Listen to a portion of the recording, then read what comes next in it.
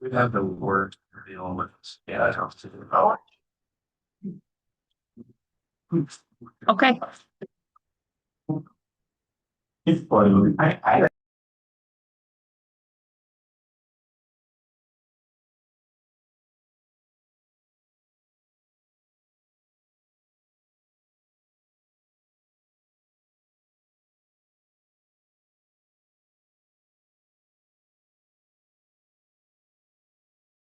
Yep, you are good. All set, Regina?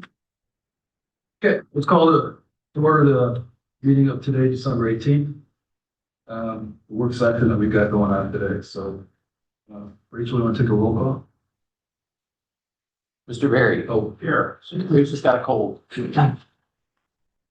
No, it's fine. should work. So that was out. Downstairs right now. Normally listen to the Have a great day, guys. To George. Mr. Zalstra. Here. Mr. Bonema. Mr. Moss. Here. Mrs. Wenzel. Here. Mr. Teeples. Here. Mrs. Rhodey. Here. Mr. Kyers. Here. Mr. Bruegger. Here. Mrs. Needham. Here. Chair, we have a quorum. Good deal. All right, so this is the first public comment. You might want to get closer to the mic. Sure. You're welcome. Words. Morning. Morning. I'm Roger Nemeth. I live at 14090 Deer Cove Drive. It's in Holland Township, and I'm a constituent of Commissioner Harris. I'm here this morning to urge you to consider the resolution that the commission passed on February 5th this year, requesting that the Michigan Public Service Commission postpone the closing of the Campbell Power Plant. There are reasons, the most important reasons, primary reasons I have for this request are two in number. First is cost. In order to maintain operations at the Campbell plant, consumer energy reports, this is from them, uncompensated daily cost of nearly $615,000 a year. The company also anticipates continuous renewals of the emergency order. Consumer Energy is not a nonprofit organization. A large share of those costs will surely be passed on to us, the consumers, in future rate hikes. If in fact the emergency renewals do continue infinitum, the annual basis of those costs are going to have to be absorbed at somewhere in the neighborhood of $200 million in each additional billing. That's simply unfair, and it's not affordable for the vast majority of us living. My second reason for considering the commission to reconsider the February 5th resolution is health related. As the crow flies, as they say, straight line, my family lives approximately 7 miles from the Comstock Campbell plant. Burning coal is one of the most harmful ways to generate power for anyone. And for those like my granddaughter who has asthma and anyone else who has suffered from chronic respiratory diseases, this coal plant poses a health risk that is significantly greater than the general public at large. Indeed, in addition to reducing costs, that's why most communities, including the city of Holland, switch from burning coal to using natural gas as their way of meeting their energy needs. Natural gas is certainly an improvement, but better yet would be switching to some renewable source like solar or wind that would be even better for the health of residents in this county. The Campbell power plant is now 63 years old, and it's too costly and harmful for our health to have it continue. The time to close this plant is long overdue. In closing, therefore, I urge you to revisit and to rescind your resolution on February 5th approving the continued operation of this plant. And I truly do think it's opportune. Thank you. Thank you.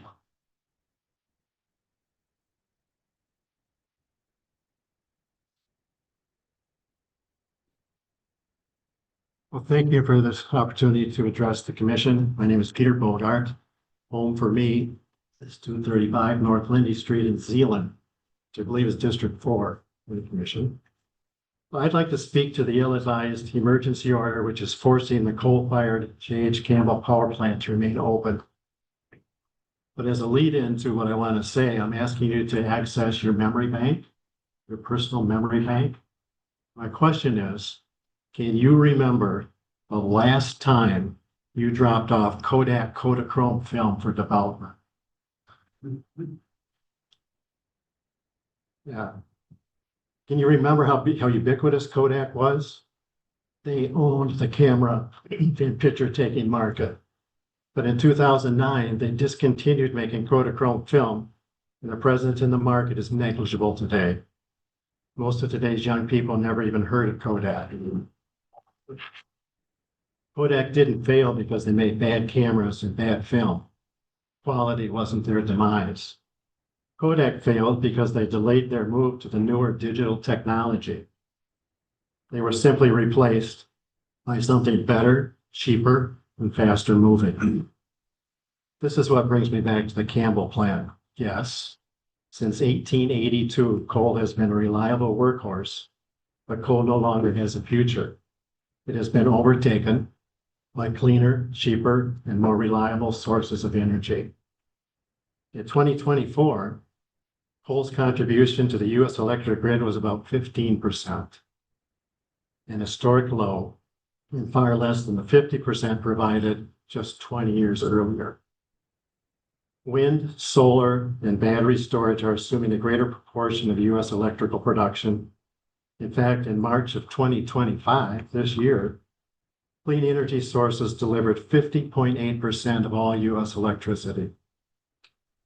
And this trend isn't being led by political preference. Both Texas and California are leading the way. Let's be thankful for the economic base and technology advances that a coal-fired economy delivered. But let's also recognize that Norman Rockwell-esque like nostalgia makes for bad policy. It's time to move on. I'm asking that you rescind this commission's February 2025 endorsement for continued operation of the Campbell plant. Thank you. Thank you. Anyone else here? Public comment? Doesn't look like it. Regina, is anyone on? Fine. Okay, let's move on then. So, Patrick, I'll punt to you on the work side. Yeah, I'd like to introduce Eric Walcott with MSU. He is a senior specialist with government vitality. I had an opportunity to see Eric speak local managers group that we have different speakers come in and just did a really good job giving an overview of the governance roles between boards, the city managers, county administrators, and just kind of some good practices. And I thought, for me at least, being new here with this relationship with the board, I thought it'd be a good break from that. So, Great, welcome, Eric. All right, yeah, thank you. I'm glad to be here. As Patrick said, my name is Eric Walcott. I'm a senior specialist with MSU Extension's Government Community Vitality Programs. I'm based on campus in East Lansing, but I work statewide doing educational programs for elected officials, local government staff, wide variety of topics related to local government. I've met many of you through our new commissioner school. I'm always happy to be back in Ottawa County and actually looking forward to spending a good chunk of my holidays here. My wife's family lives in Holland. So yeah, I'll be back next week for most of my holidays. So here's kind of our plan for today. We've kind of the two topics I'm going to focus on are county structure and roles. Some of that stuff is going to be stuff that may sound a little bit familiar from new commissioner school, but I know that we often find and commissions find that one thing to have that conversation when you're thinking about it coming into a role, and a little bit different when you've been in the role, you've been working together as a board, and maybe you can think about those things with a little bit different perspective. And then we'll focus on kind of some of the components of extraordinary governance, which is a framework that we like to use in working with boards. And I'll say before I really jump in, if you have, I have some questions that I'll ask along the way to kind of, ask you to do some reflection and sharing. If you have questions of me as we go, jump in, and we'll certainly make time to get to those. But I want to start out with a question for you all. And I'm actually I just ask you to take a moment and just either, you know, if you want to jot some notes down or, you know, whatever you want to do to just reflect. Take about a minute. Think about this question. How would you describe the role of the county commission? Think about yourself as the board. Yeah, take a moment to kind of reflect on that question.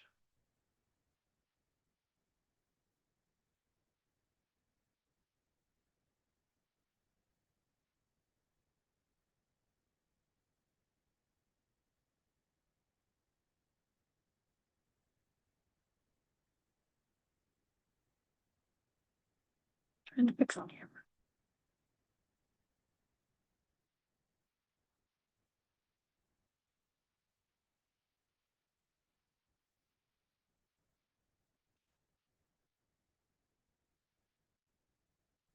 And then I'm wondering if a few folks would be willing to share what's something that came to mind with that question or something you jotted down. Yeah. Local administration of government service.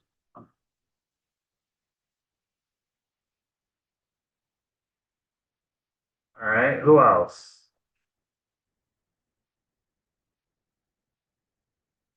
Yeah. That's a great one, Tim. I agree. I would add policy direction and budget approval.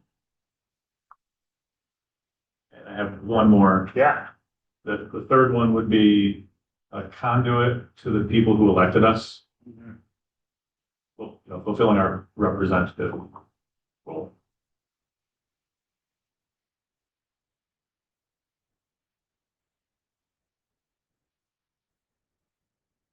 Yeah, I thought of one of those, seminars where the little wood pictures pop up. But the word oversight, 10,000 foot view. And then as far as the statement goes, I set big picture goals and objectives based on the needs of the community. Yeah. Put oversight to Josh. Yeah. That was my first one, actually. All right. Maybe one more. I agree with all the things up there so far, and one of the parts, besides the conduit to constituents, it is standing in the gap and making sure that government is staying in its lane and that we are operating with the powers that are truly granted to us and making sure that nonprofits do their work, churches do their work, we do our work. Just to add to what Allison said, protecting the freedoms of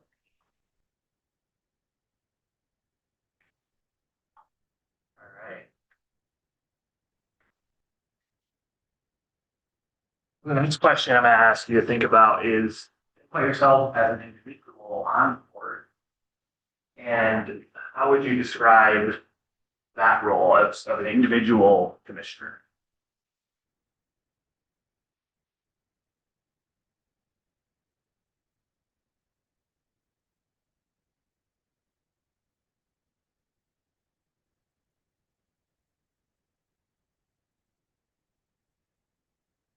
Feel free whenever someone's ready to jump in.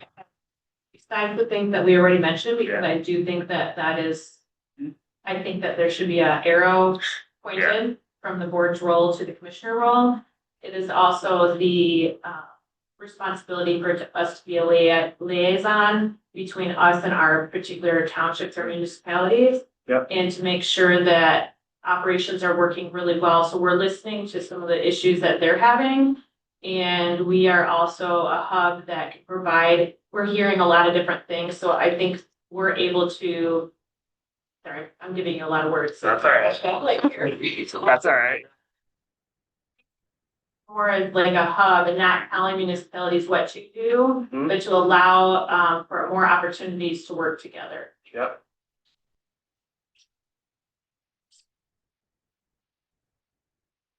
And I do think there should be an arrow drawn for most of the things on the board roll to the other side.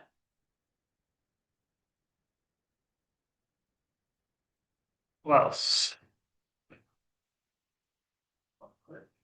Okay. I put it, in case we have the same word again. Yeah. I put out, listen, advocate, Yep. articulate. Another A word, I'm sure I got thrown in. I had advocate as well, and then another A word, had administrator. Like, our role working with the administrator, other board members too. I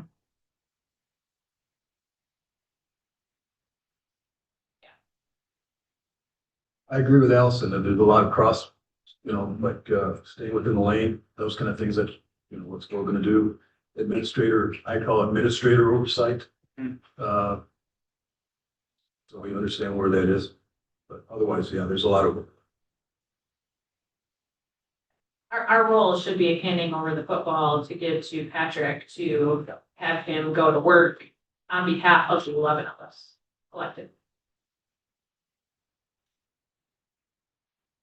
Anything else anyone wants to add on the commissioner side here is different from what you see as the board as a collective?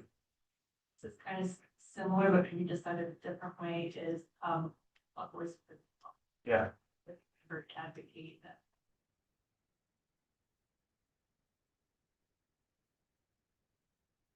My last comment is similar to what Allison said, I think. There's kind of these two roles that we fulfill. One is to the board of the county, to the administrator, and the other one is to our constituents. And I know they work together, but they are different in function. Yeah. I think one role that wasn't tapped on yet was the importance of working with department heads.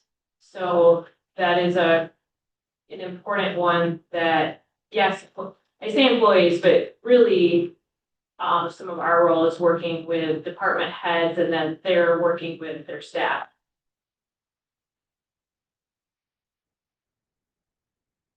So that one I don't necessarily agree with. So how are you gonna handle those kind of things that, are you just putting a list to this one? Yeah, this is kind of just a list of overall thoughts on that. We will have, there's some conversation there as we go. But certainly, I mean, if there's conversation that you want to have, right? Like this is, I have stuff prepared, and also this is your time, and I can help to kind of facilitate some conversation. But That's what I said. Yeah, I agree with that. yeah, we'll get to that one. Right. I'm gonna piggyback on one thing else that we call it the football analogy. I almost think you could write a book on it. Is our role as commissioners to say, go score touchdowns. This is what we call a touchdown. Go do it. Is it to call in the plays on the offensive line and the defensive line? Do we talk to the quarterback directly? Do we talk to the defensive guy directly? Do we just talk to the coach? There's something there that you could probably work with. Yeah, that's I'm working on my doctor of public administration. Maybe that'll be my dissertation. So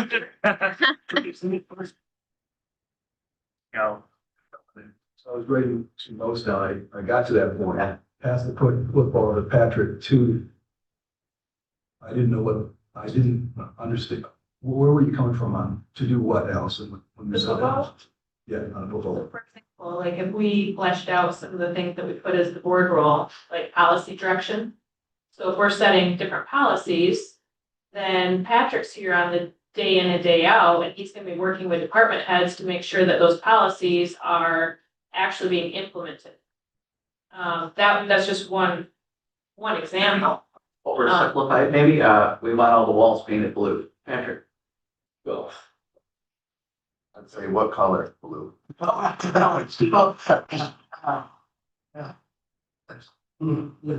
Yes. So for example, like when we've had different meetings so far with Patrick being there, Patrick has said, and very wisely has said, okay, like what I'm hearing from you guys is fine, but I'm still muddy in these areas because you haven't given me direction. So our job is to set direction so that he knows like what he's supposed to be picking up the mantle and what he's supposed to actually be going to do. So I just paraphrase it and tell me if I'm off base on this. Pass the football to Patrick to fulfill board purposes. So we have to define what our board purposes are. See, whatever those are. And that's what I said, whatever, define what a touchdown is, and go do it. Yeah, whatever our purpose is, whatever we're supposed to do. And remember, sometimes in football, you have other important players, and sometimes those players are communicating. So like when I talked about talking to department heads, that one can be fleshed out more, but the whole team is important. Yeah, that like defining, the what is a touchdown or, what that's something I'll hit on that a couple of times through here, but that like, what are your strategic priorities? What are those overarching goals that you have, right? Setting those and making sure that you are coming back to those, that kind of, almost to the extent that every decision you make connects to those in some way. I think that often helps boards really clarify discussions. And then also helps the administrator and department heads know, okay, this is the overall guidance they gave us. This is that thing we're working towards. Can really help kind of grease the wheels on a lot of those conversations. Yeah. I think it would be helpful just to recognize for us that every board is different, every county is different, townships are different. So some of what we talk about today, I hope, is helping the group kind of work through where we want to be. You can't always control what everyone does. People have their own agency, but trying to build that consensus or that kind of overall direction for us as a particular group, and it can be very helpful. Yeah, we have 83 counties in Michigan. We have one set, well, a couple sets of laws, I guess, that govern how they function and 83 different ways of doing that. So that's actually a good segue into the next piece. I'm going to do a little bit of just kind of overview of what's typical in the kind of, administrator board, council manager form of government. And then kind of, part of the emphasis there is that a lot of it comes back to conversations that you all have, board and administrator, and figuring out, okay, this is general themes of this relationship. What does this specifically look like in Ottawa County? So just kind of quick overview statewide. Obviously, we have different forms of administrative structure in Michigan. We see about 3/4 of counties have that appointed administrator or controller role. Those roles are fairly similar. State law stipulates a few more specifics into what the controller role is. And the controller role takes a 2/3 majority, I think it is, to remove that person. But generally fairly similar. And we see that in most counties. Then there's, the couple of counties with the elected executive. But that number at the top there of no administrative professional has been trending down over the years as county government issues that you deal with gets more and more complex. That recognition that, it's probably a good idea to have a professional administrator overseeing things as we kind of work through. Yeah. Sorry, you may not even finish your slides today with us. We'll get through what we can. Yeah, so can you talk more about just curiosity standpoint, the Bay and Oakland, Wayne and Macomb? I guess with the elected executive, what exactly does that look like? What is it? Yeah, so Because that's foreign to me. Yeah, so that's a separately elected position from, right, think of how we elect a governor, we elect a president, it's an elected executive that has more power in driving the agenda. They have veto power.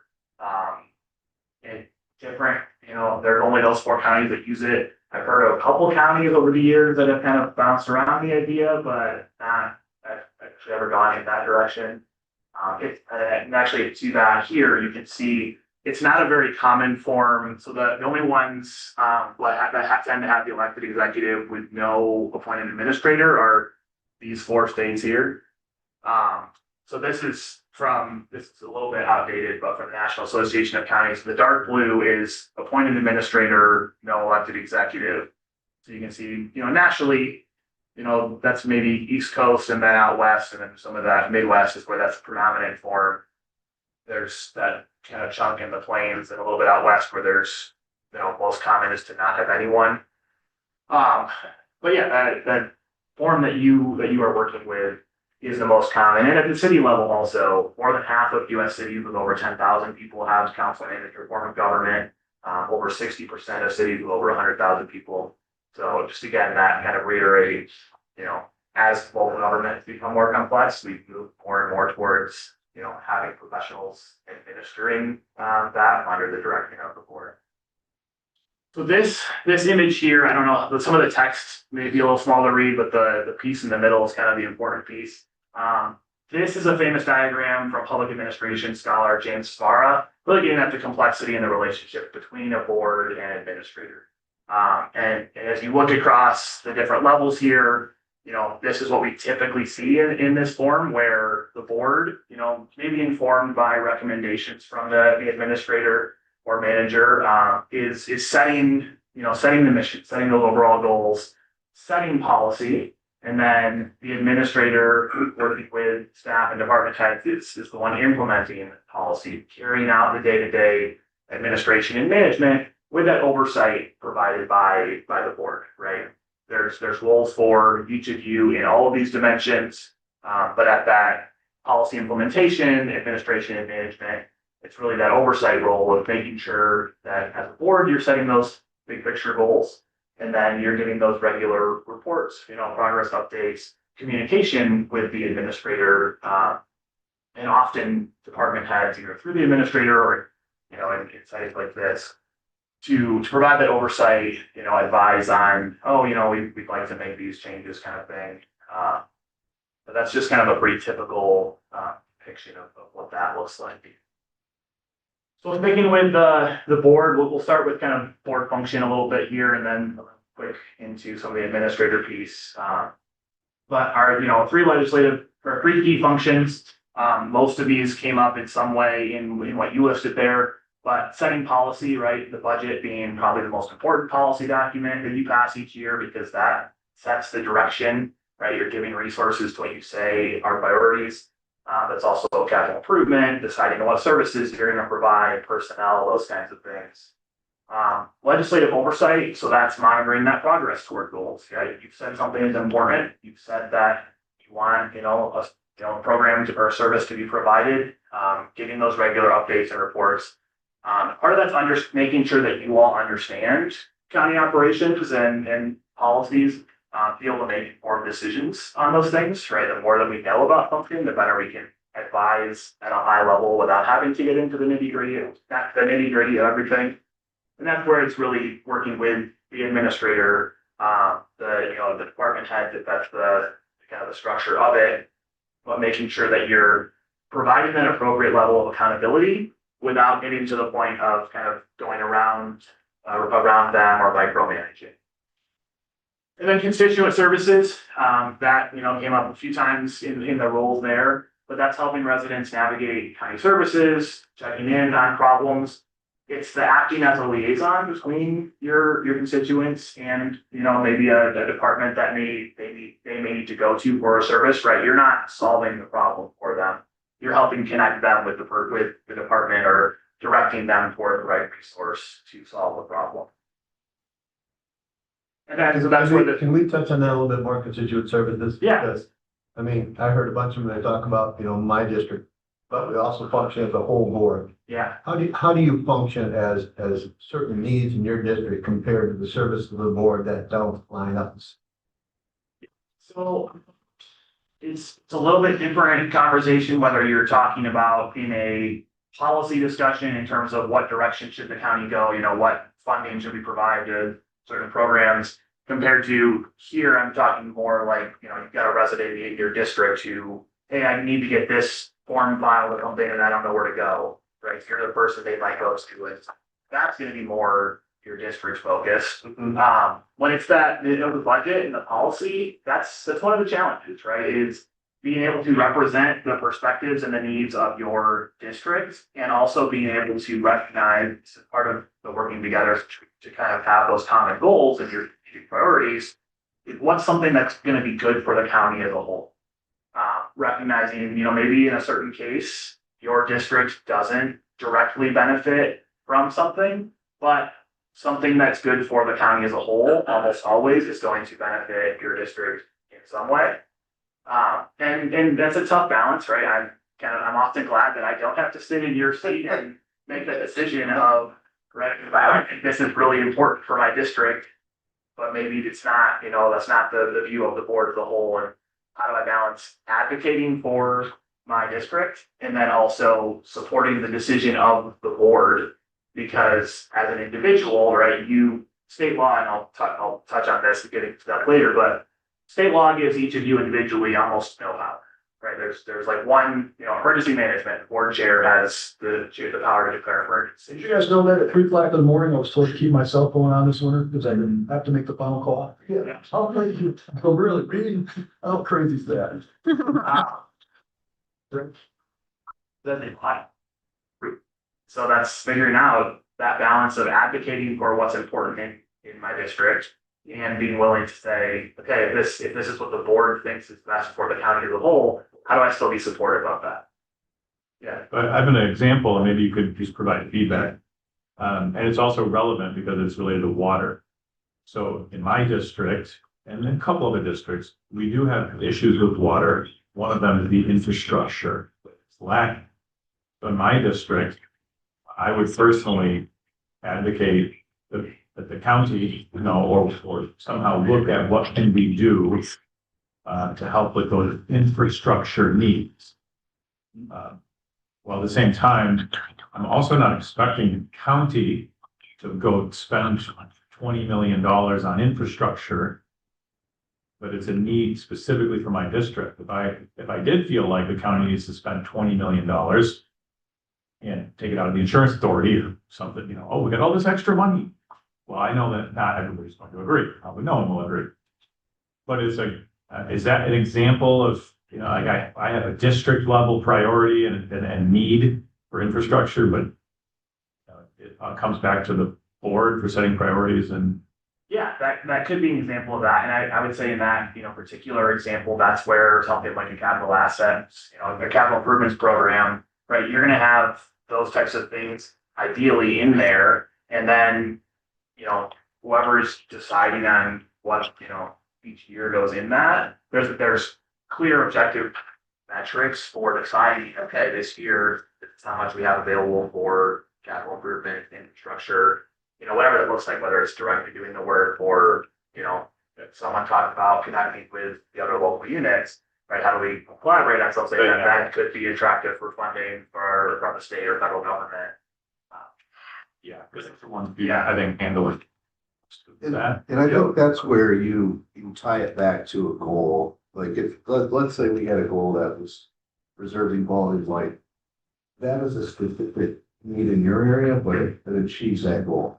So you could tie it back and say, I know this is area specific, but it still ties in forward.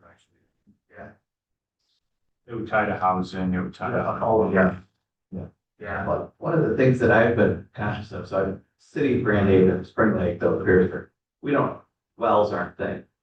And so when I'm at meetings, not knowing that your district or there are districts in the county that wells are running dry, I will share that information with my constituents to raise awareness to an issue. That's a lot of people that, wells. Okay, we're city people. No, we don't know what this kind of thing is, but that helps to, advocate on behalf of a need in the county at large, so.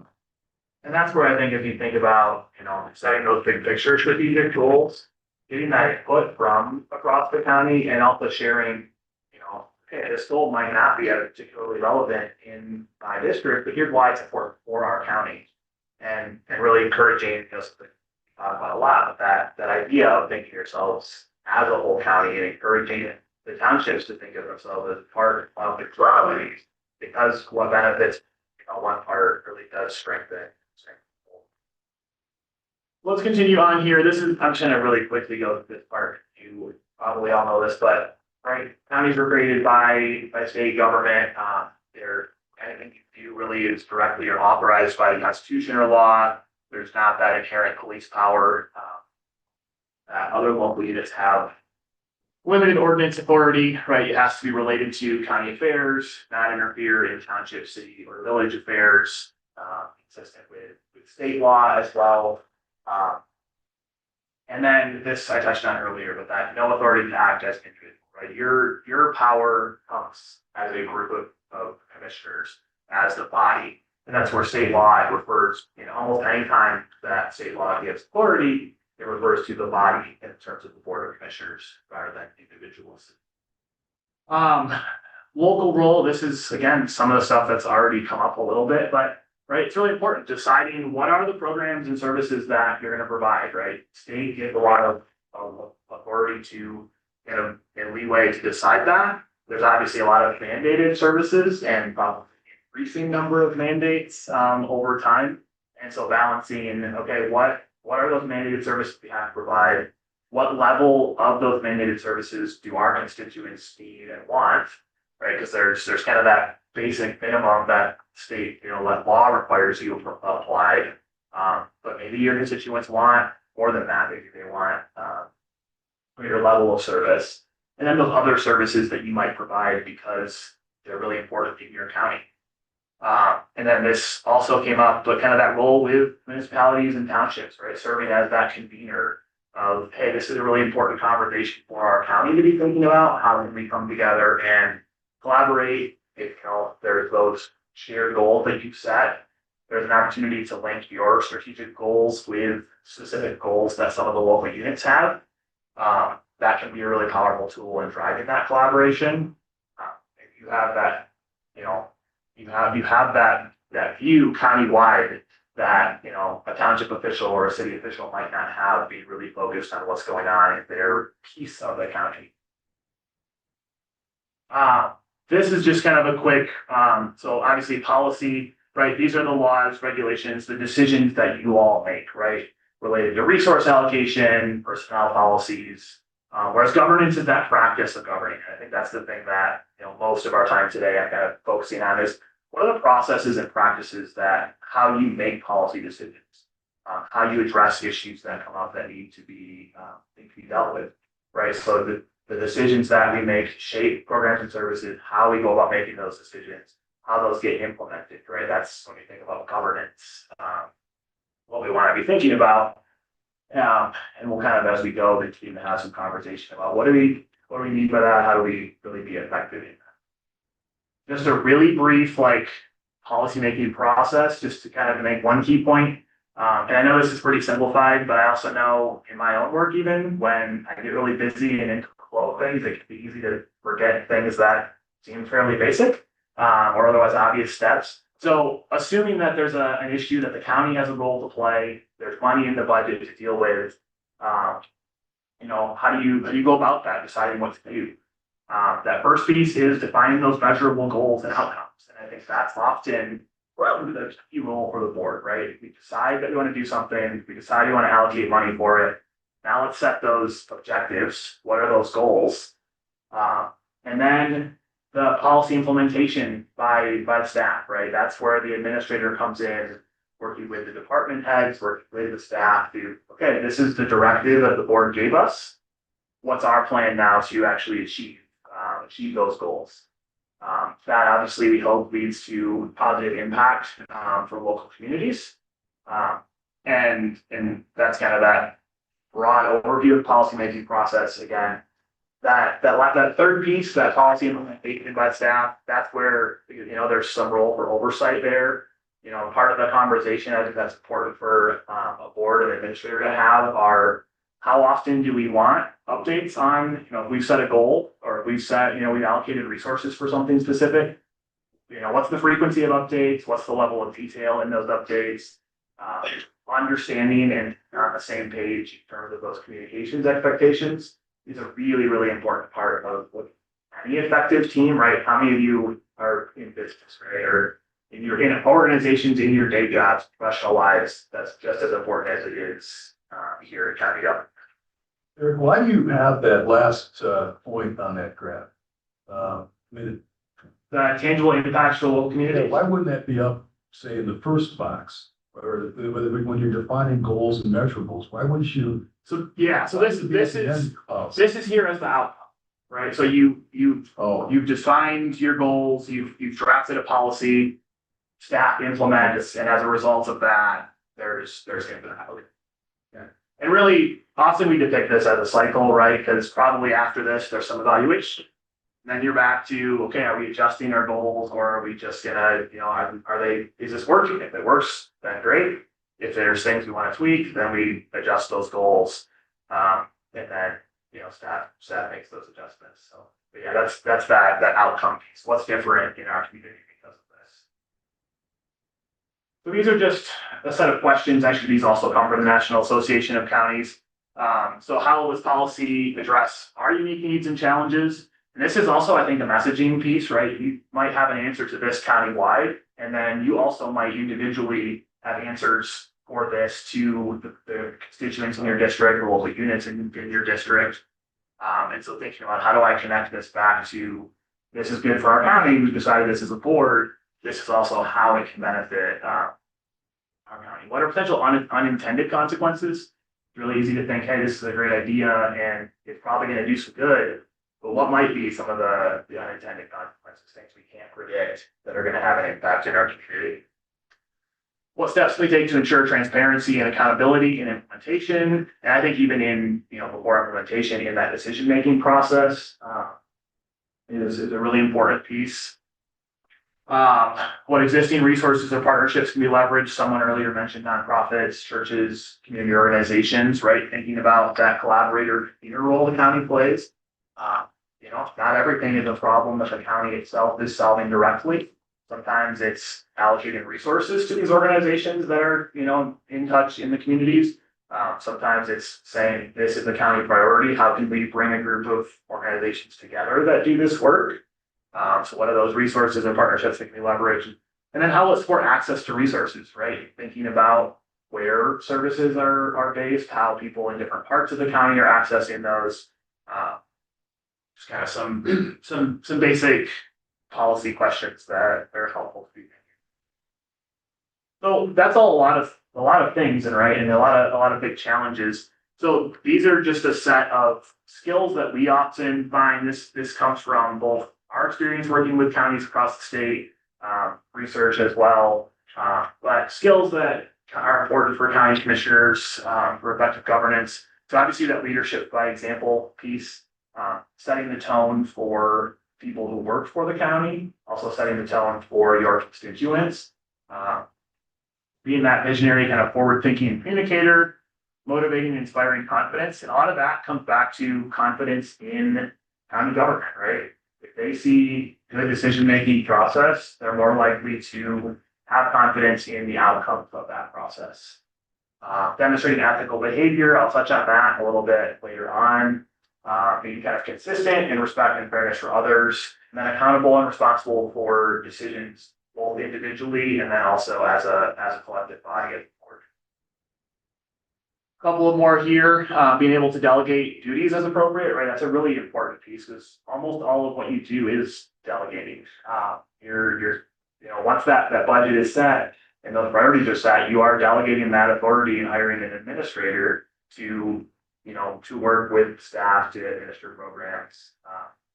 The second one here is one that I think a lot of times in government, we get too focused on the activities, the outputs, rather than the outcomes. Really focusing on results, right? How do we focus on what's different in our county because of this program that we, invested in or the service we provide, rather than just, how many meetings were held or how many, the numbers are easy to count. But the impacts are really the important thing. Yeah, just kind of flesh that out a little bit because, we can't necessarily control the result. Yeah. We can't control the input, right? And if we're not focused on the input, then what are we actually talking about? Yeah, and a lot of that too, I think, comes back to process, right? Whether it's the decision-making process here or the process that goes into, right? Sometimes a department may put a lot of thought into a really good program and for some reason that doesn't have an impact. And that, that informs decision-making. Sometimes there's something in the process that goes into planning something that you can say, oh, we can identify, this is a clear reason why this didn't have the outcome we wanted. Let's adjust that, right? We do that all the time in program evaluation. But yeah, it's really easy also to be really focused on just like what's the dollar value that's going into this versus trying to put a dollar value on the outcome, which is a challenge. And a lot of things we do often in government, but I also don't know it's always the best approach to measuring, what that impact is, especially because a lot of times we'll see a short-term impact, and then, something we struggle with in our work, like, there's evaluation of when people learn in a program, and then there's evaluation of like, well, what's different in their community 5 years from now because of that one bullet point that stuck out to them in a leader program. Being approachable and receptive to citizen concerns, obviously that's something that multiple times in the commissioner and board role.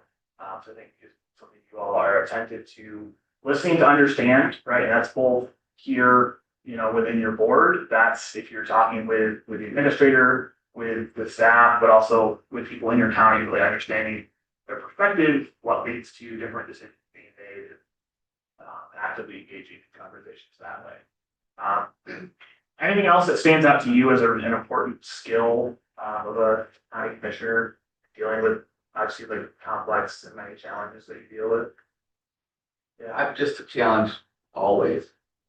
And maybe, and this is with my role as a commissioner, but also just as the owner of a small company. Delegate duties as appropriate. Yeah. It is hard to let go. Just gotta put that out there. Yeah, it is. Yeah. That's kind of the challenge.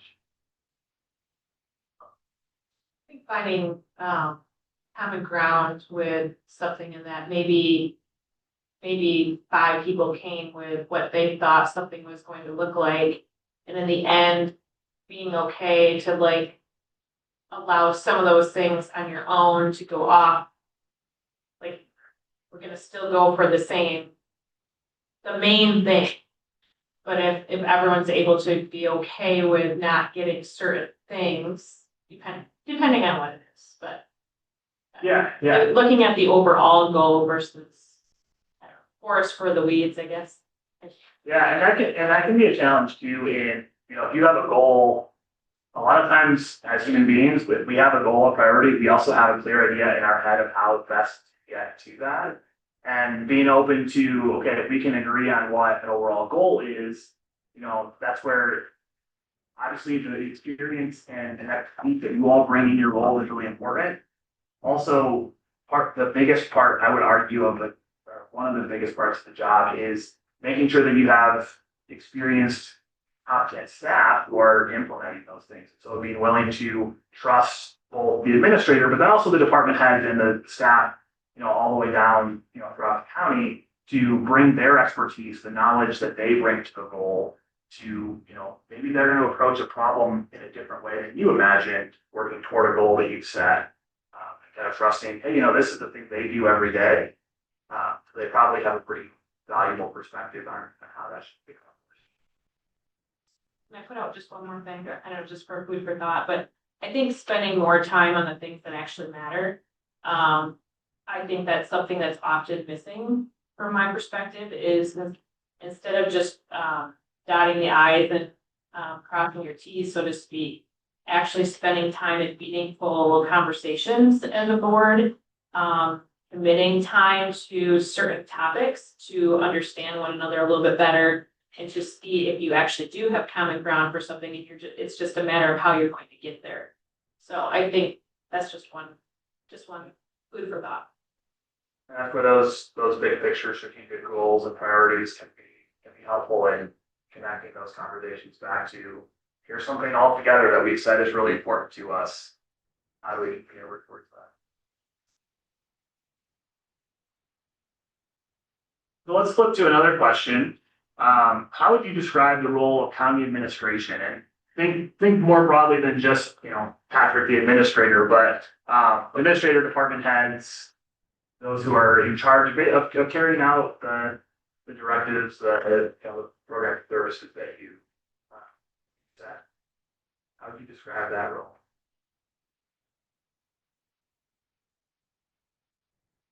I'll say it. I'll address it.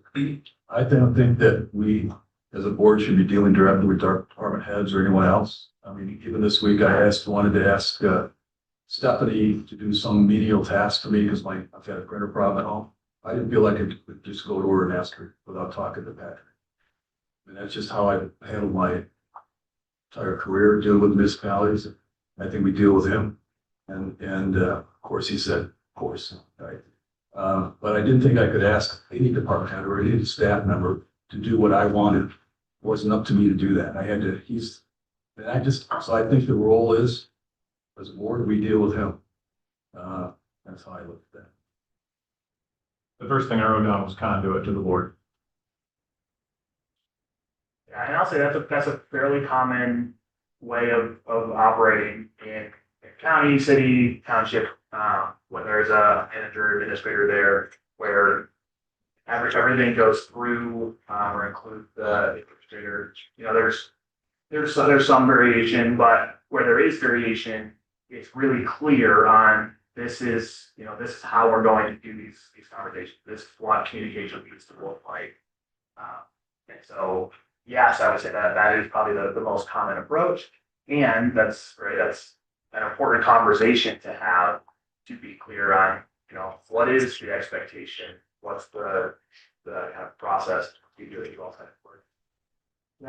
I would say, one of the challenges with the setup that we have, many advantages to it, much more of a challenge, but one of the challenges that we have with some of our countywide boards is that a commissioner is appointed and a staff person is assigned to that board.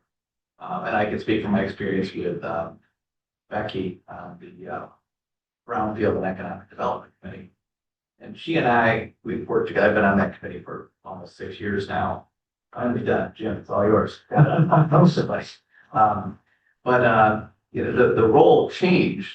We had 5 years of Joe Citizen on that committee working with Becky, and then I got elected, and now we've had a year where it's been, okay, how do we navigate this? And I've tried my best, not always succeeded, but to make sure that if I'm communicating with her about specific things, a little bit of a judgment call. Is this a policy issue? Is this just a minutia type of detail? And if it starts to creep toward maybe a policy thing or a discussion from more of a 10,000 foot view than the 1,000 foot view on the ground, then I'm doing my best to make sure that Patrick is CC'd in whatever communication, or Gary Rosema, who was here previously. And sometimes I started to recognize that I'm not always a good judge of whether it's a 10,000 foot or a 1,000 foot view. So by default now, I'm blowing up Patrick's email to make sure that he knows, because for me, I feel like in part, I want to recognize my role as a commissioner, but I also don't want our administrator to be blindsided by something. Right. And for him to have a conversation, for example, with Becky or another staff member, where the staff member says, hey, Josh told me that he wants X, Y, Z. Patrick's like, well, number one, Josh doesn't call shots. He's a part of an 11-member board. Number two, he's got to talk to me. So that'd be very hard to avoid. I'll jump in on this because this is actually a good segue. As I meet with all of you, and I know I've had a conversation with you about this, Allison, and when I meet with you, my ask will be, if you have a question, you need information, by all means, reach out to department heads at any time. They are the subject matter experts. It's going to be a lot quicker for you to get that information than going through. But if it turns into, hey, I need you to do A, B, and C, that's where I'd like to be involved, is just so that I have a handle on what they're working on, because that could really disrupt things that may have been assigned to that person. So that's kind of the baseline expectation. I think the uniqueness is when you're working with a staff person as a part of a board or committee, that's probably a little different because you're going to be interacting with that person on, hey, we need to do these tasks to move forward. Yeah. So there's some nuances there. That's kind of the general rule of thumb that I'll ask that we can adhere to. And just, you and I are on the same page, and I think we both determined that on the phone of like, yes, the understanding of the board's role and the administrator role of, when I put out there working with the department head, I'm meaning like good working relationships. So like you're assigned to serve on parks, for example, like those on parks right now, you're gonna have more opportunities just to be talking through some of the work that commission is working on. It's the working relationships, not giving them something outside of your lane as the commissioner. You're not asking them to do work for you. That should be going through the administrator. It's understanding some of the work that they're working on and even taking pride in them, actually encouraging them along the way, and even hearing some stuff. And then if there's hearing some things too, it's coming back to you going, this is what I'm hearing. Have you been hearing any of this? Yeah, and on the flip side, I've had that same conversation with department heads. Hey, if you're talking with board members, so it's, don't assume it's on you to let me know. I'm asking Also, department heads to let me know if there's something. So I'm.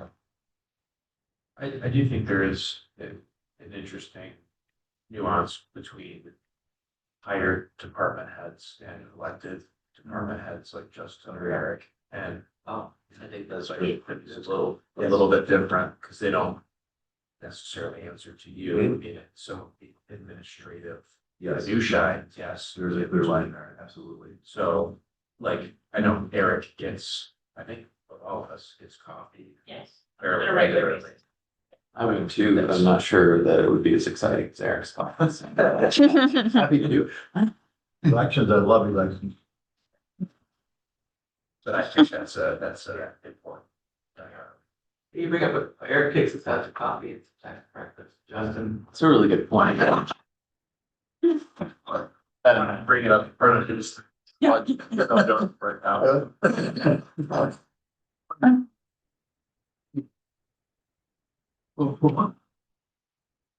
It was in problem. That's kind of dog they take care of. So share along. Wait, back to your point, though, you are right, department heads, yes, there's a difference. That's why I didn't say, okay, elected, so there's a difference, both ways, yeah. Yeah. So to bring it back, to the kind of the original and what John had said, and I think there's a lot of agreement on this.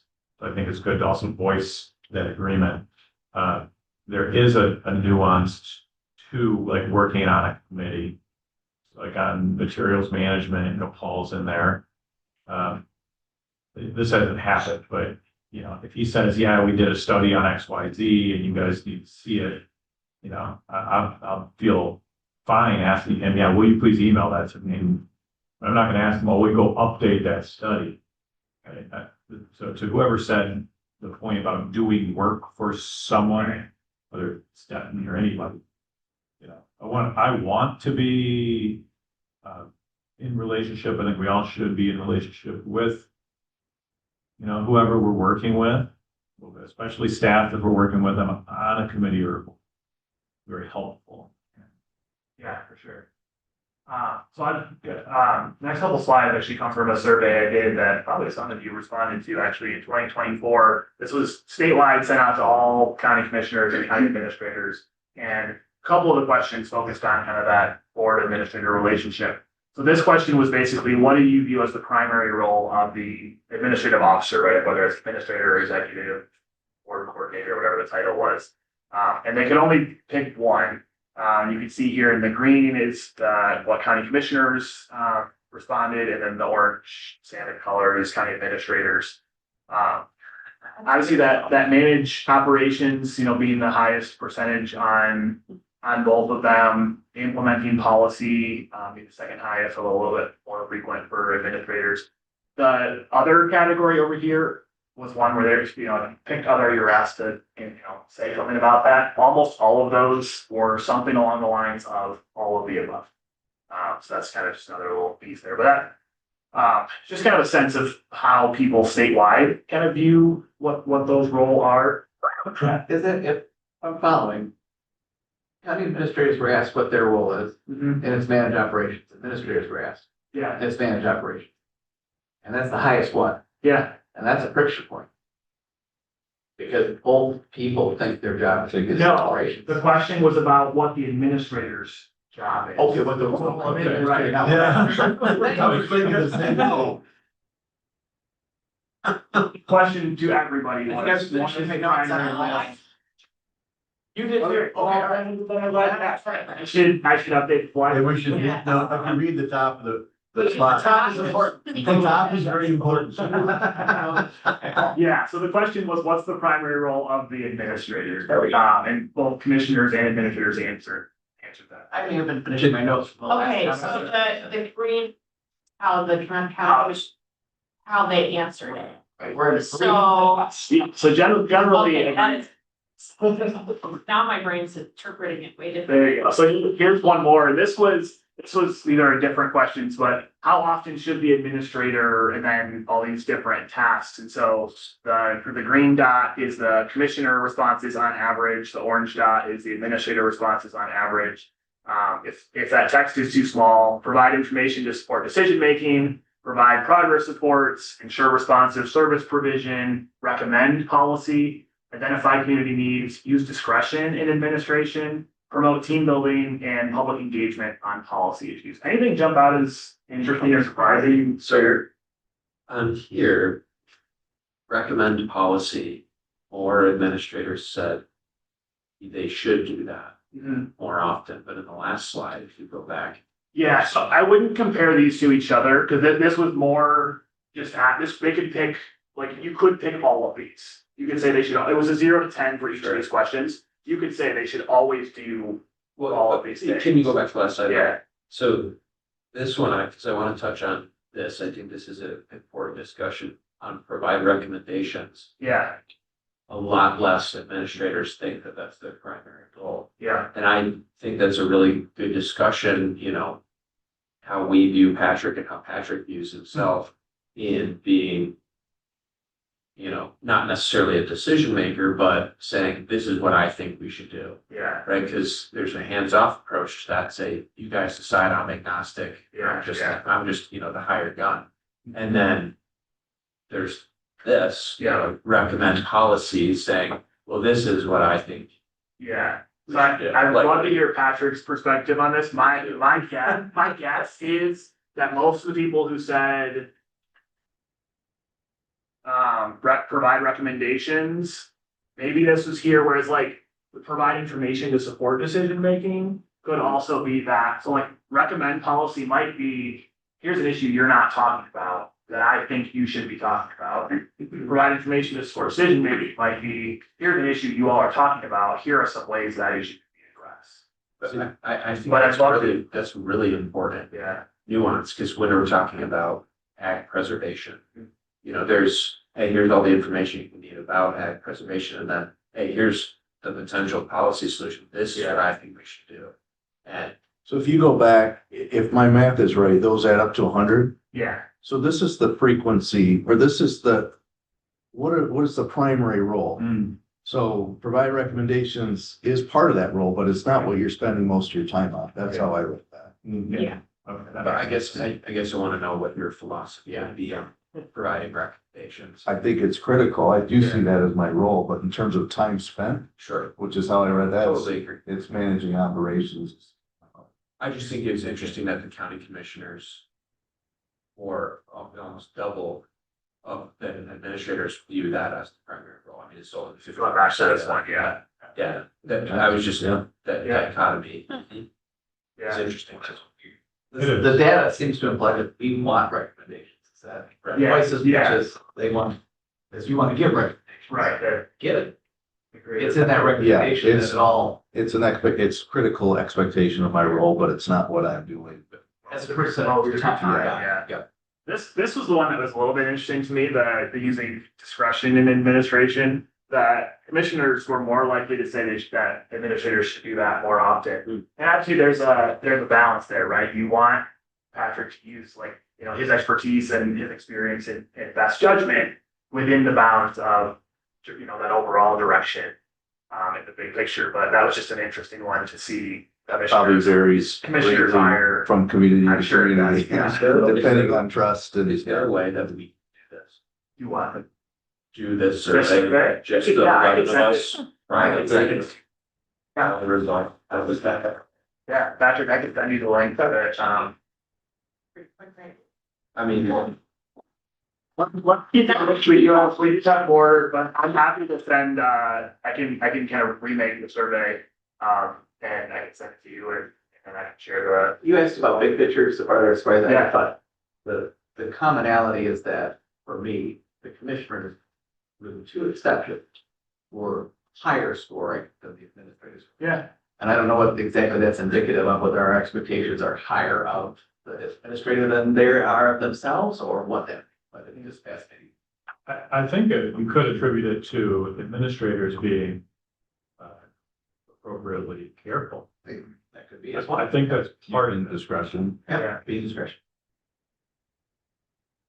So these are obviously, the types of things that we typically see, administrator carrying out in that kind of day-to-day coordination. I don't need to go over this. You all, these are the types of things. I'm sure there are other things as well that are important for the administrator here. I think that last one's important too, because that gets back to what we were talking about. If you need something, I'm the person. Yeah. That, and then I can either do it myself or it's gonna get assigned, but Right. that's my role, is to serve you in that capacity.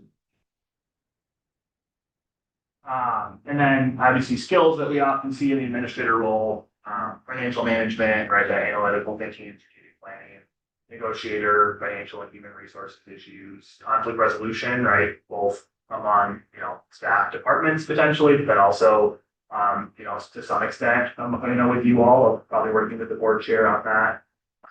Good communicator. Conflicts on a board. And then those interpersonal skills, right? Respect for empowering others, recognizing people's contributions. One thing that often comes up is that the administrator is often one to, take blame or accountability when things don't go as intended, and share credit when, even if, maybe more of the credit is due their way. And I think that, good boards are willing to, or able to recognize, what's the balance there of, okay, an administrator taking responsibility for something that, happened that's under their purview, but not maybe directly their fault, and not holding them personally responsible for that. But, that appropriate level of accountability, and working towards solution of how do we, avoid those, avoid things that aren't ideal or get more toward what we want, rather than, oh, something didn't go the way I wanted it to, I'm mad at Patrick now, right? So that's just kind of that good working relationship. Is that your exhaustive list on No. I mean, there's obviously other things as there? I well. didn't know if you had another slide. Oh, yes, that is the last slide I have. These are just kind of examples of obviously important skills. Anything stand out as very different in terms of skill between commissioner and administrator? Think about those two roles. There's probably a lot of overlap there. I just thought there's one that's very much missing that should be on there, and it should be effective communication skills. I think I did not see it. effective listening and communication there. Okay. Yes, that is definitely a very important across both roles. Yeah. I think, is there one more slide? I think there's one that's- skills. I think there's one that's very different. I think the difference has to do, well, I mean, it's kind of the core of our role. It's, we do a lot of constituent relations, so that's very different. Yeah. And then we do more advocacy, either on behalf of our constituents or whatever. It's just a difference in the role. And that came up here too, right? There's actually interestingly, commissioners thought a little bit more, but administrators were a lot, that was the lowest that they put in terms of how often they should be doing.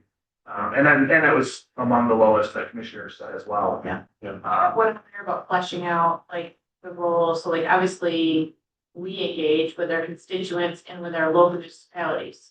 But do you go in, have you done any poll on what commissioners think the administrator, like how much they should be reaching out to our own local municipalities versus going through us? So kind of like we should be going to our administrator to talk to department heads. Mhm. Have you fleshed out like what that role looks like, whether or not they should be reaching out to our local municipalities versus going through the elected official? Because I think that is a very important conversation that should happen. Yeah, I don't have information on that. It is a really interesting question to think about. And I've actually often thought about doing some sort of like network analysis between local units and like how connected the individuals are, but then also the unit as a whole. We did network with, the administrator did network with before, Yeah. with all the townships and cities. I mean, he had a really good network with a weekly.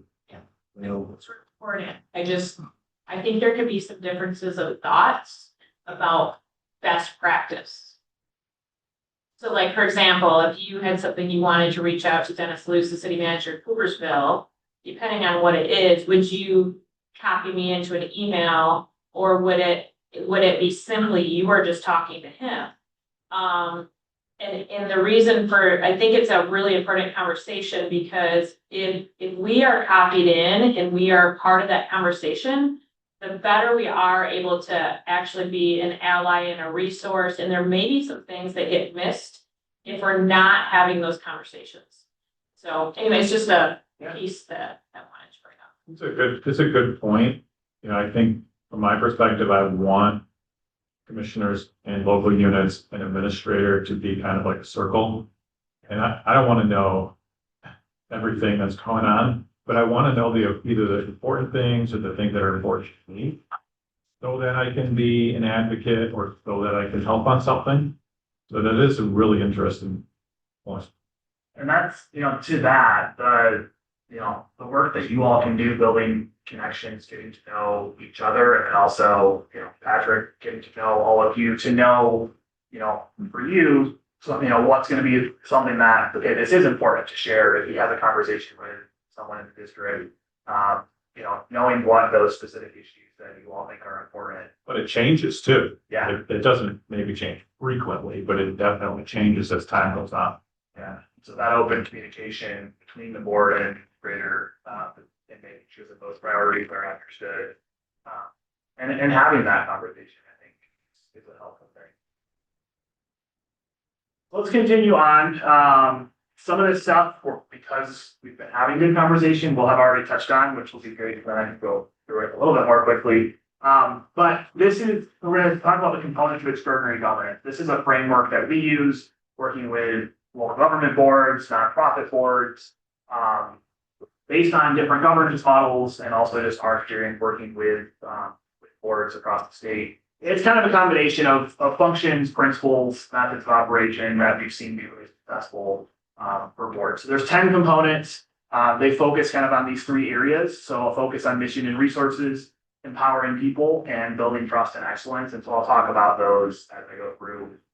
Some of them I'll go through a little bit more quickly, either because we touched on it or just, because of the content in it. And then some of them we'll dive a little bit deeper. So there's focus on mission and resources, right? We've talked a lot about mission focused action and impacts. What is that mission, your strategic goals and priorities, providing the resources, how do you, benchmarking, monitoring, and then thinking through informed policy. So our third component there is just that mission focused action and impact, right? Clear understanding of not only like that big picture, right, that overarching, and then also, the goals that come out of that, the actions and the impacts that you're working toward. I read an interesting piece of research from North Carolina.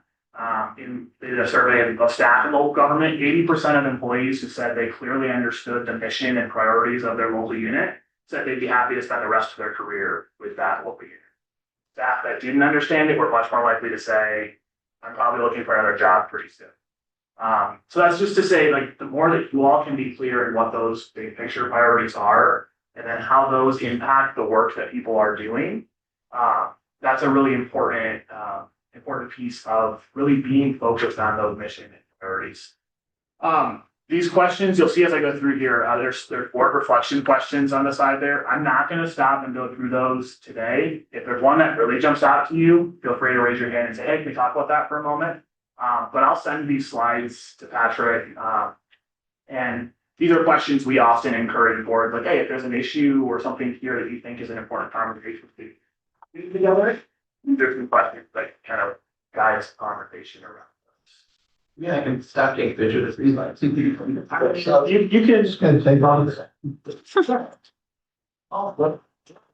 just have the point.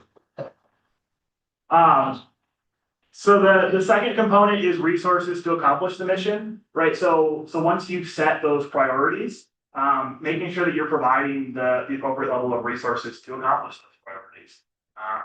Probably if you're at a commissioner school, you would at least say, don't tell me what your priorities are, right? Show me your budget and we'll see if they line up.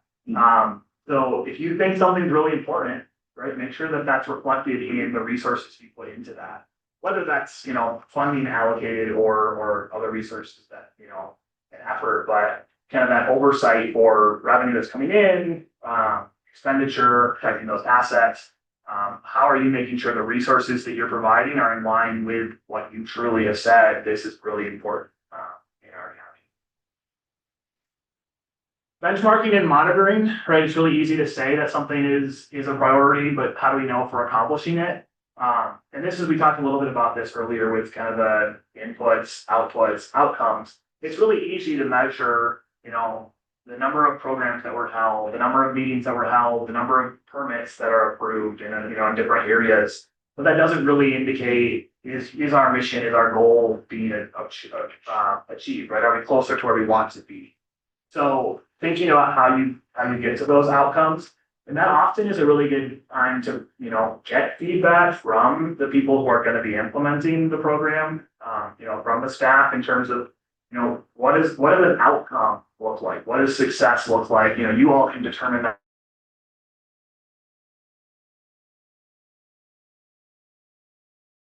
If we're asking for an update in 6 months on, did we accomplish this? What are actual good outcome measures of that? Yeah, I want to say that one topic that's near and dear to my heart, I know many of our board members, is housing affordability. Yeah. It's going to be really interesting to see what we come up with as benchmarks. Yeah. Because that is number of houses built, prices drop, project, but whatever it may be, I think we'll have to be very intentional about what those are. Yeah. That's a conversation for another day, but that, to me, this was directly applicable to that challenge that we're facing. And that's actually, housing is a perfect example of a benchmark area where so much is also dependent on what happens statewide and nationally, right? When you set a benchmark, you want prices to drop by a certain amount, how much influence does the county, you might support building a bunch of new housing in some way, there's a lot of other factors that influence there, what the outcome there is. So yeah, being really thoughtful about what does success mean. I think you're right, and what can we actually control? Yeah. What can we actually impact? You bring up a great point. Housing market, we'd like to control mortgage interest rates. Right, that's great. The ordinance. Yeah, no. And I can't see it. Yeah, that's what.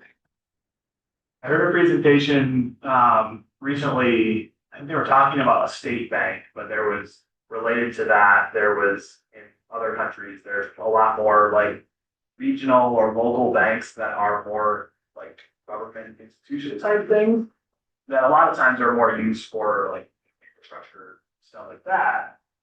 But a little bit more control over rates. Good idea there. Probably not something that's maybe feasible at a county level, but We're gonna try not to set unachievable goals. Yes. Yeah, I don't know, the standard says, I would rather see interest rates come down than have home values go down. yes. You got it. That's it. So I put that up. Good job, real estate. Every month.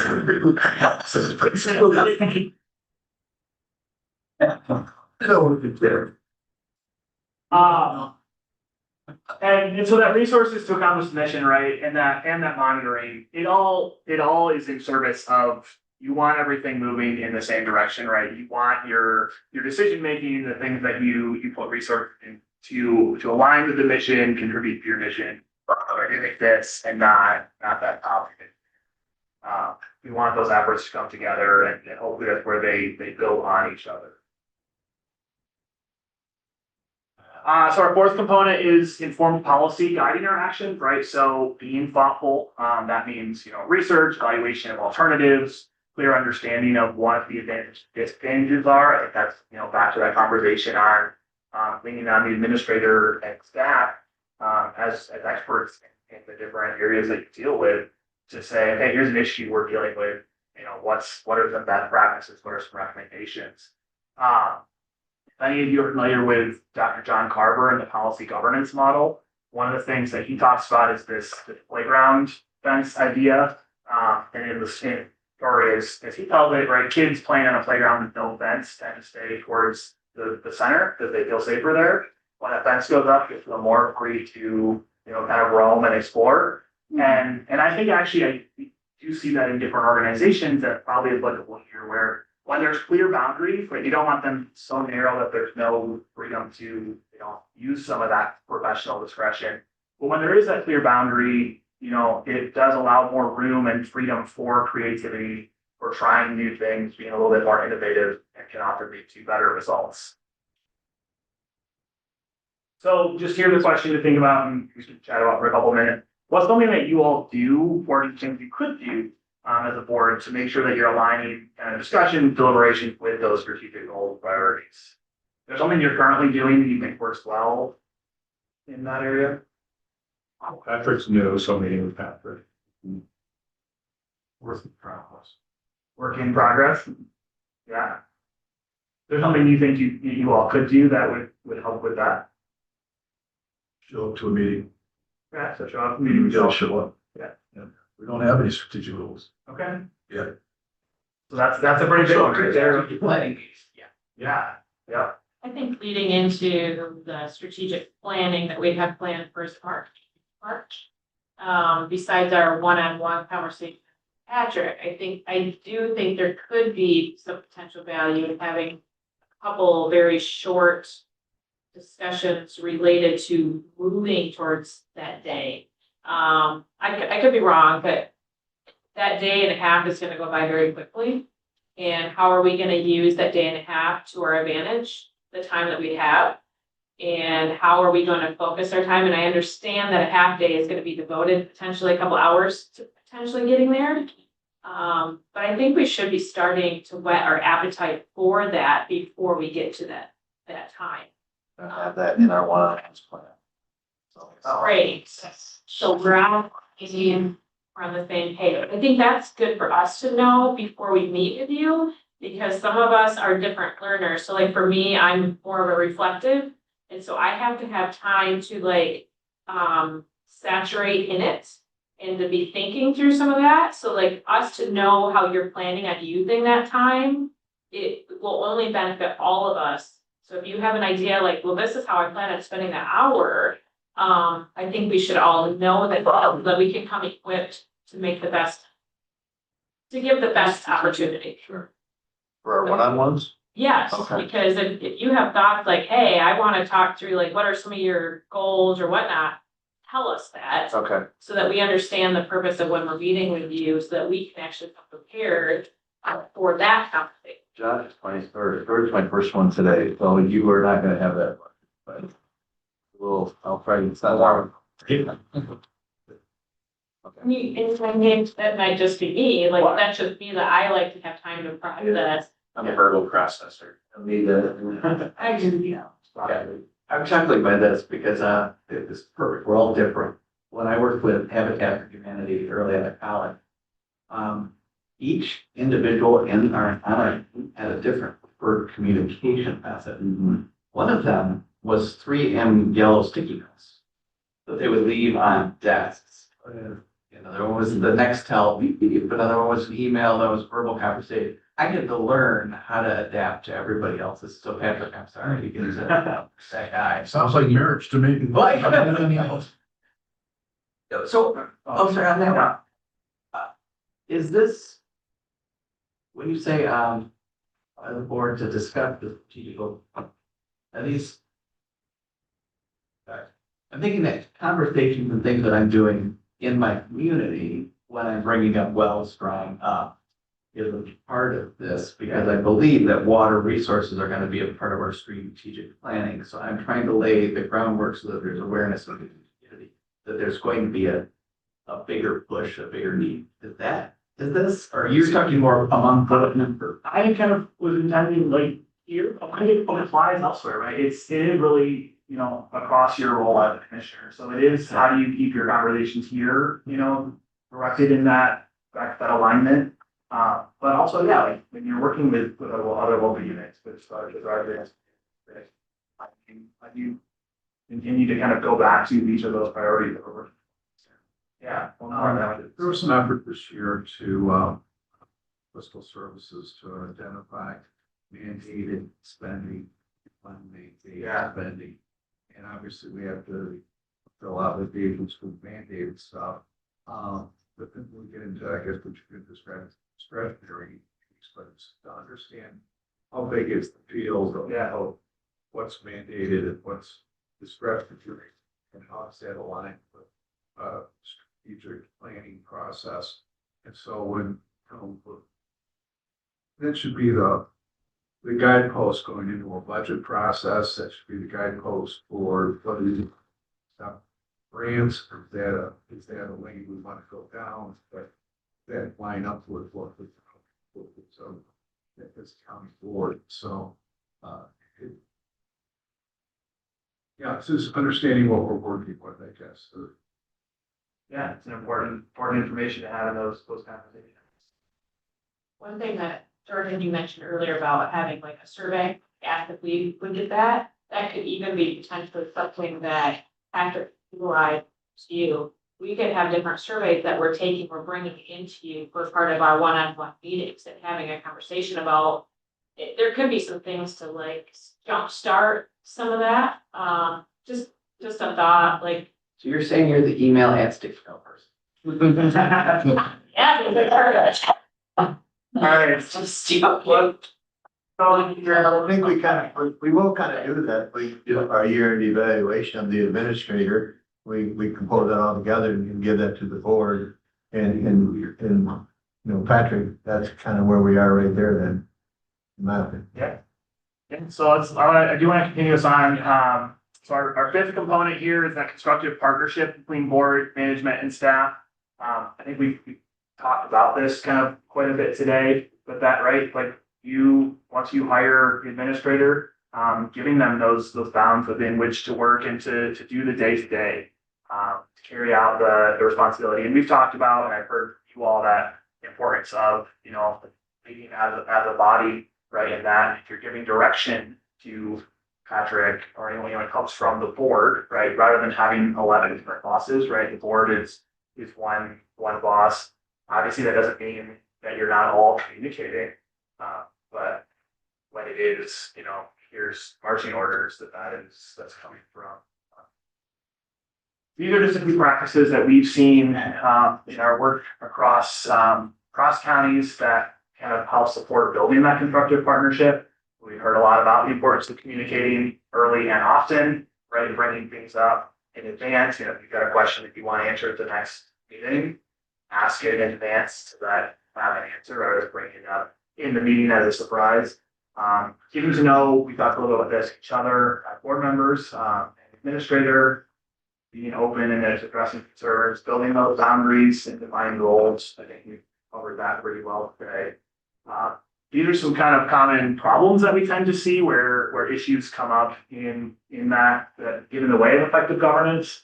So overstepping those boundaries, putting personal agendas over that public interest or those common goals, disengagement, being unprepared, making assumptions rather than communicating, and that micromanagement piece as well.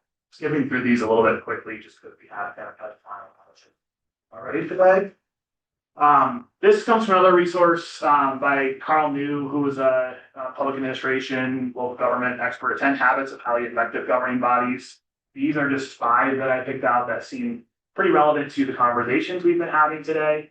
So that thinking and acting strategically with a vision, that small group decision making, right? 11 people, not a huge group. So how do you work together, make good decisions? That board staff partnership. And I think the using governing body time and effort appropriately, right? And thinking through what are the important conversations that we need to have, whether it's a policy conversation, whether it's a process conversation, being able to kind of openly and honestly evaluate yourselves as a body and the relationship with the administration is a really effective, a thing that strong boards do. And it can take a little bit of courage, especially in a public meeting, to say, here's a thing we're not doing well as a body. But being willing to do that and say, here's where we could do better, and here's some conversations we need to have is an important piece to then being able to use that time effectively in your meetings. Our 6th component is that thoughtful plan to govern together. So working as a body, again, just be thoughtful. How do we work really well together? How do we work towards decisions? How do we, be supportive of a decision that the group has made as a body, even if it is not maybe our preferred outcome? And how do we balance, I maybe voted no on this, but this is a decision, a priority that our board as a body has set. And balancing that, right? That's, I'm sure, a challenge. I'm sure there are things where if you don't want to be supportive of something, and balancing, how do I voice my disagreement and still recognize once the board has decided, now this is the direction, the policy. And then how do we, hopefully see still positive impact from that? And if it wasn't the idea that I supported. Recognizing that that's a big challenge. Great meetings is one. So that means, well-run meetings, agendas, all the right information. And I think that's important for members as well as for the public, right? How do you make your meetings a good experience for the public who are going to attend? I think this work is always better if the public is more informed and if they're paying attention to the decision-making processes. But you want that to be something where people show up knowing, here's how I can and can't engage in this meeting. Here's the information that you're waiting for. Responsible partnership with community. You all have talked about this both between constituents and also with the local units within your jurisdictions. So I won't start on that much more. I'm gonna actually skip over this next question because I want to get to the last little piece that I think is important. So the last couple components are this build trust and excellence. So that's that culture of accountability, transparency, and integrity, and forward-thinking excellence. So that culture of accountability, transparency, integrity, right? That's those things that build that high level of trust, right? It encourages kind of everyone to apply those things in decision making. It creates that successful organizational culture. It's kind of about ethics and that standards of behavior, right? How do we model the kind of behavior that we want to see again in county government with staff, but then also in our community if we have these conversations. So 2 questions, and feel free to respond to either or both of them. What does it mean to be ethical as a local government official? How do you know if that standard is being upheld?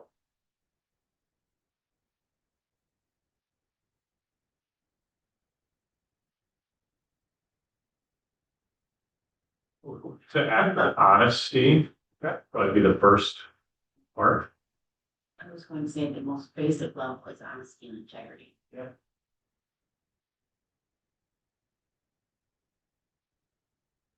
Well, I think I'm struck by a couple of things. The second one, we had, when it comes to ethics, I guess 2 of us, myself being one of them, ethics is of ethical nature.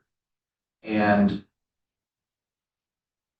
there are flaws in our ethics policy, glaringly. I guess it needs some work, what we have. If we're going to hold ourselves to an ethical standard as a board, our policy needs some work, as well as defining exactly what that means so that we can then hold ourselves to some sort of an account. Right now, as it sits, that's a challenge. There's opportunity for improvement based on our board policy on this. I would say outside of state and federal law, it's largely self-policing. It's entirely self-policing. So, I suppose in that sense, it's in the eye of and the voters. They have some recourse. Yeah, and that tends to be one of the challenges when we get asked questions about ethics in local government, right? It's self accountability. There's some shared accountability in speaking out when we see unethical behavior. But unless you have a really clear ethics policy or ethics ordinance that some local units have, there's not a lot of recourse often in that. So I just thought real quick, ethics obviously more than just knowing whether you should accept a bribe. Obviously you should not. We refer to the Latin phrase non sibi, which translates not for oneself, right? So serving the public good, right, rather than your own political interests or personal interests. So there's basic things like avoiding conflict of interest, appearance of impropriety, incompatible office, but then really striving to set that higher standard, right? What's the standard that you want Ottawa County to be known for, that you want us known for as an individual, and getting to know what those standards are and using those kind of, these the conflict of interest, incompatible office, conflict of state law, using those as like that bare minimum. some standards of, or sources of ethical standards that we see. There are some state statutes that deal with it a little bit. But again, there's not a whole lot in state statute. There's some, in case law that maybe is not as relevant to county commission in terms of not voting twice on an issue that's for, like planning commissioner. And if it was there's a lot of stuff in land use where there's potential that something could come in front of someone twice. But then local ethics code, right? State gives power to adopt your own ethics ordinance, your own ethical standards.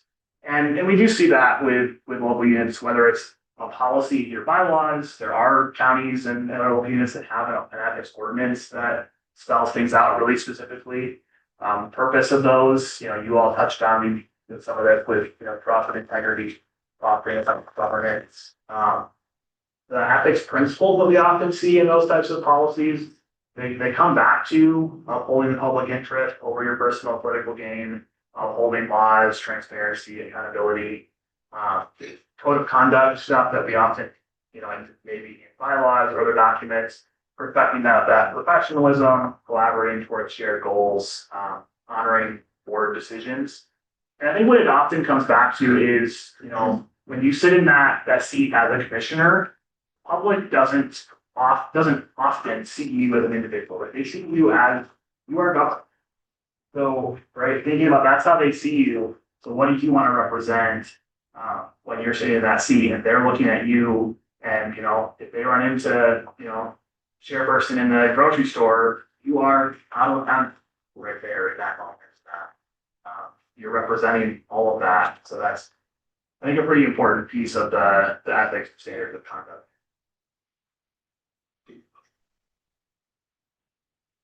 You paused it.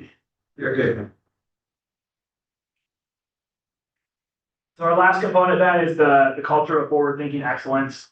And this is just, being proactive, thinking not just what are the issues we're dealing with today, what do we think the things are that are coming down the road. I talk about this a lot in local finance stuff that I do, not just thinking, okay, did we balance the budget for this year, but what are those big infrastructure projects coming down the road? What does our pension and OPEB obligations look like? Are there things that we expect are going to influence revenue down the road?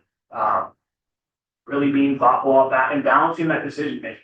That's a challenge because if you're allocating resources towards something that's a longer term outcome, voters aren't good at seeing that. And so I know that that's a reality of how do we provide the services and things that are visible now, but also then trying to be thoughtful about how do we set the county up so that 5, 10, 20 years from now, they're in a solid place as well.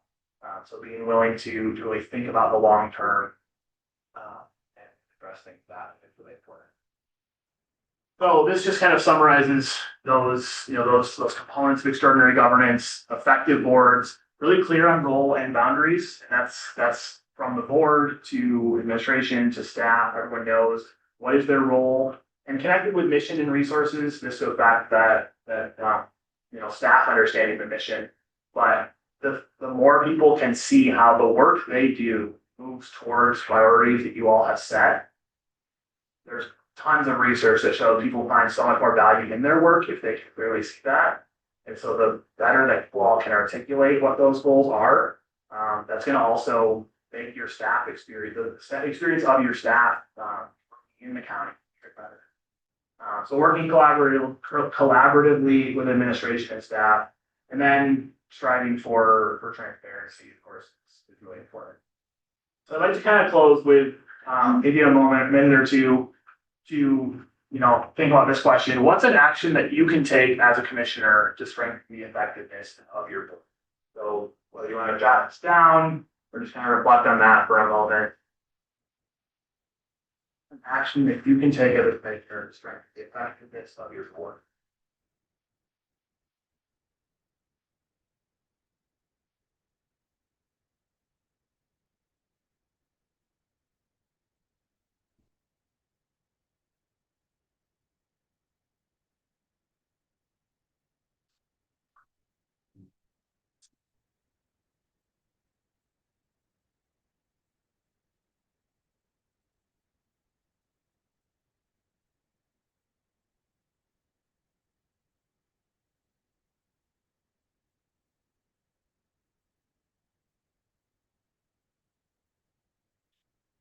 love if a few people might be willing to share. What's something that came to mind about that question? One of the biggest things I've been a commissioner for a long time ago, I said we follow the strategic plan as the board as a whole. I mean, when you follow the strategic plan as a board as a whole, because I think the board moves kind of a vision as a commission. Something all work together really.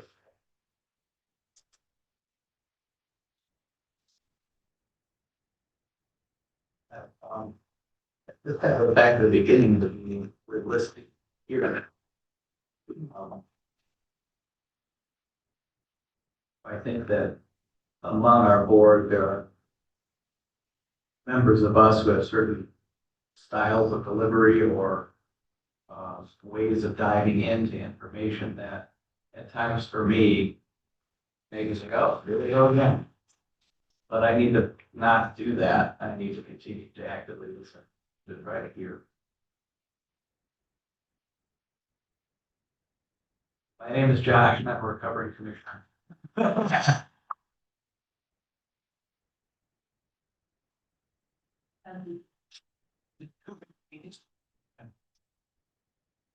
Yeah. I wrote down a couple easy ones like you, Patrick, and stuff like that.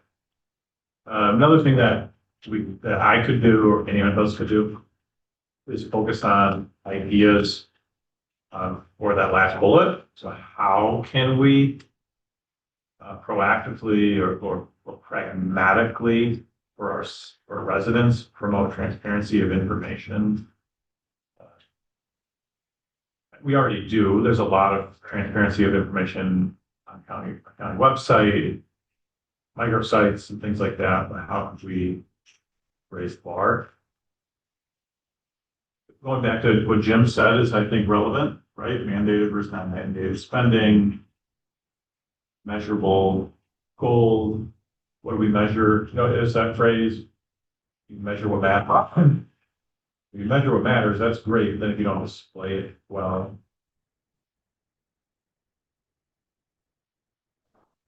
I think one thing that we didn't tap on, and since Patrick's new, is currently he's working a little bit without a roadmap because we don't have a tool to evaluate him. And if I were in his shoes, like that would be a non-negotiable for me. And so I think that's one thing that I would like to do so that he can be successful in the role that he's been doing. I think we will. At the end of the year, when we do our evaluation, and then what we can do, I don't think you can just sort it out as we go. I think it has to be, you look at the full picture and move to it. That's my own. I think it's in my contract that we've worked on that over this first year. So I have to remember that like there, but you're right, it's priority. Can I have a fine line with transparency in the Freedom of Information Act? I mean, it's really, I mean, can you speak on that for like 3 minutes? On Transparency and Freedom of Information Act, so it's like.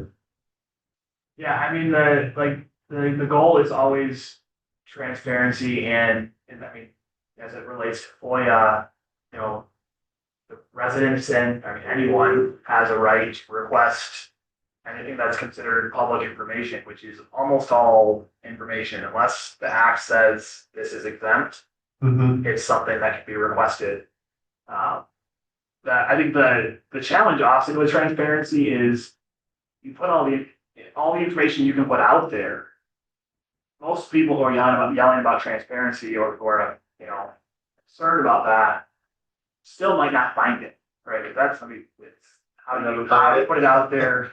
So I think the more information that you can make easily accessible so that when you get, whether it's a FOIA request or a question, you can point them quickly to, hey, yeah, this is already available right here.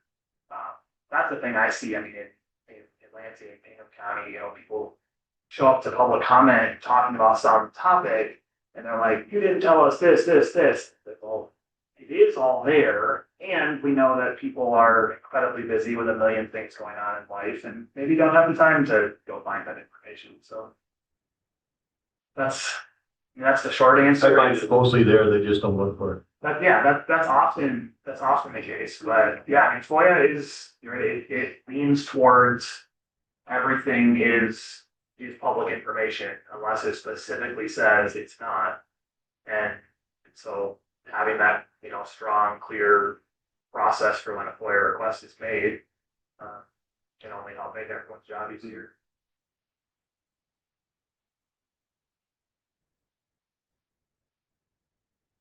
Anyone else on this question?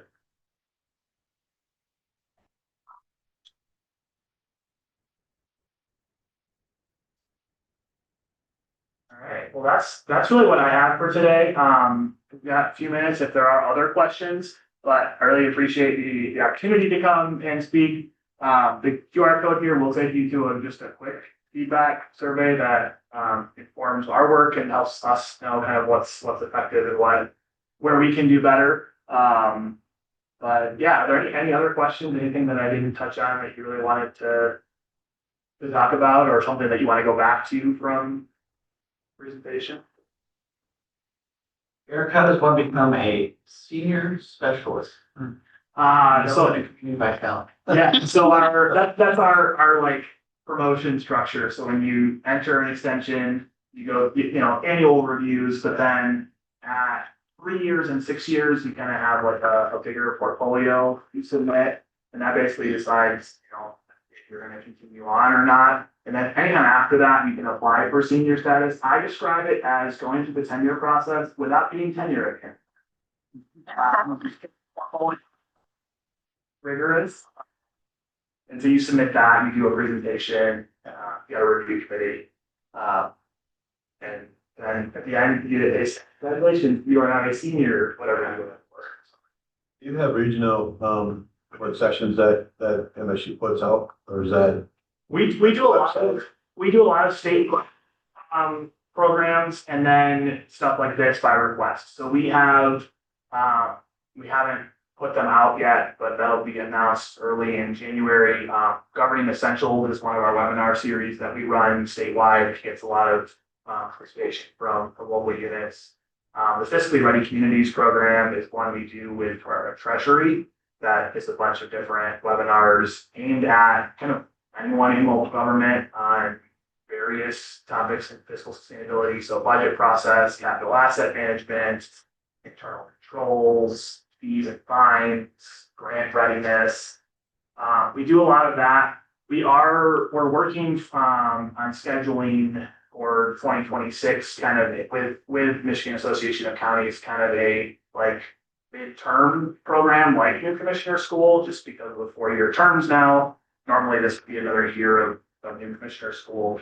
But so we'll have something. I think right now the plan is an offering in June and then something else later in the fall.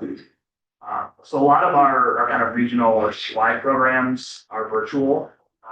And then, programs like this where we get a request to come in and do a presentation or a work session with the board. Are these different from townships and local school boards, or do you have them too? So a lot of our programs, especially the webinars, we get participation from county, city, township, across the board. I would say more of our work like this is with counties, just I think because of the connection between extension and county government. But we do a fair amount with other units as well. Yeah. I think the question I was going to ask is, are there other topics that there are where we could hold another session like this at some other point in the future amongst this board? Because the environment is fairly conducive to some healthy conversations, or at least some, touching on some healthy topics for us. Is that something you could do in the future for us? Yeah, certainly. My work generally is mostly in local government finance and then kind of the board governance space. But then others on our team also, have other particular areas of focus. We do a lot of OMA and parliamentary procedure type work. Our others on our team also do a lot in land use, planning and zoning, which isn't always maybe as much of a county thing, but can be as well. We've done a lot actually in housing the last few years, so if that's an area of state interest. Because I'm hearing this maybe after a strategic planning session, if we've got a couple of concepts for you guys say, all right, what do you? Got a tutorial.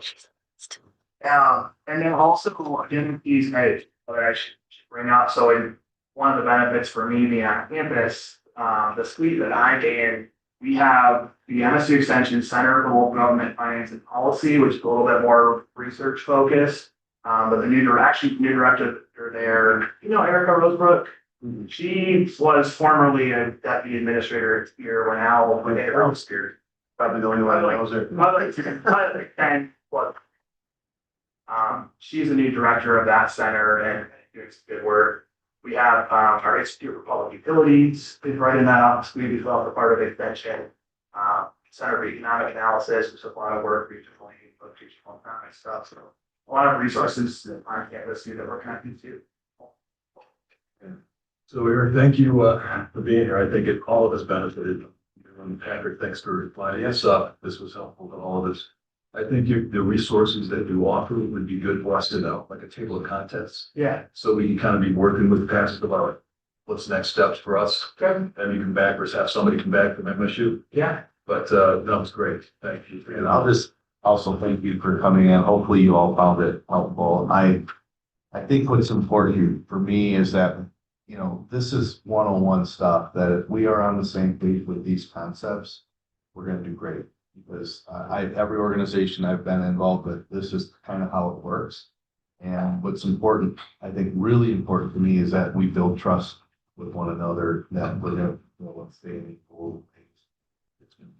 So, but we'll continue to build that trust and communicate as we go. Very good. All right, so next thing on the agenda is public comment, second time. I don't see anybody here. Virginia, do you have a mail one? No? Okay, so, I guess this meeting's adjourned and